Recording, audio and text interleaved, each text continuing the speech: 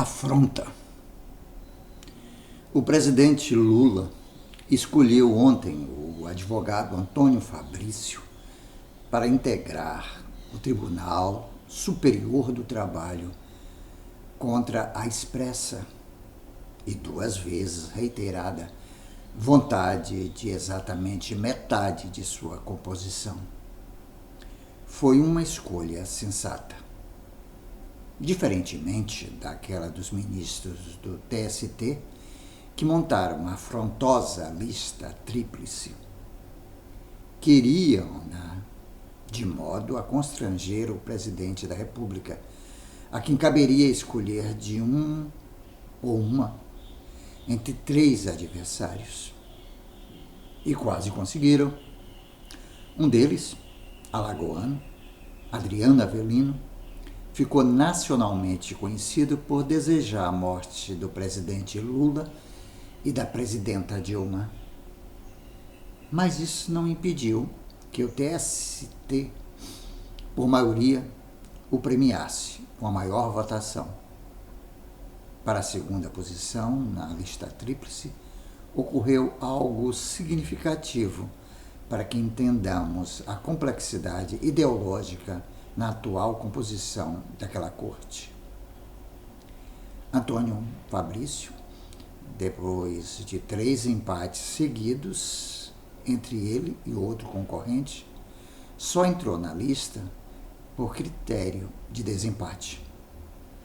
A terceira integrante da lista foi uma advogada sergipana que não esconde sua opção preferencial pelos ricos em sua militância profissional e em seus posicionamentos políticos.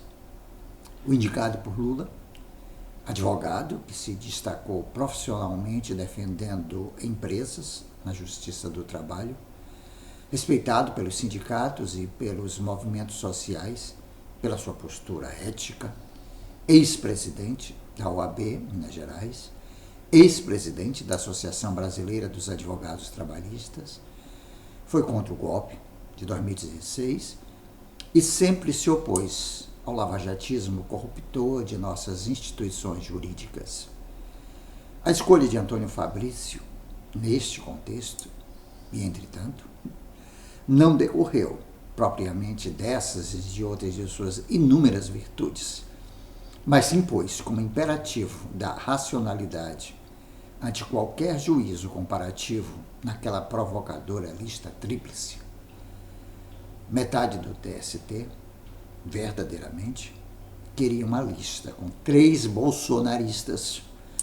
O agora escolhido, repita-se, entrou na lista contra a vontade de metade do TST e só depois de se repetir o empate em 3 votações. O coitado terá que conviver no TST e trabalhar com aquela gente ruim que não o queria entre eles. Retumbam, contudo, algumas desagradáveis indagações sobre esses fatos. A primeira e mais óbvia: o que pretendia metade dos integrantes do TST ao montar aquela lista que só foi salva do desastre absoluto por critério objetivo depois de 3 empates em sequenciais votações? A segunda é mais delicada.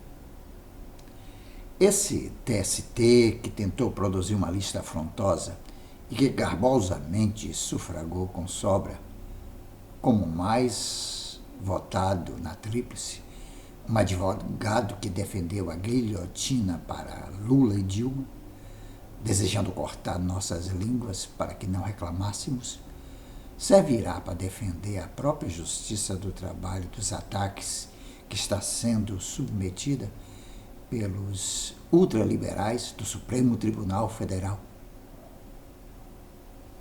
Responder a essas perguntas, ainda que mentalmente, na data em que internamente se celebra o Dia do Trabalhador, em que se inaugura o Congresso Nacional da Magistratura Trabalhista em Foz do Iguaçu, não deixa de ser irônico, embora possa justificar muitos pessimismos sobre o futuro desta jurisdição especializada.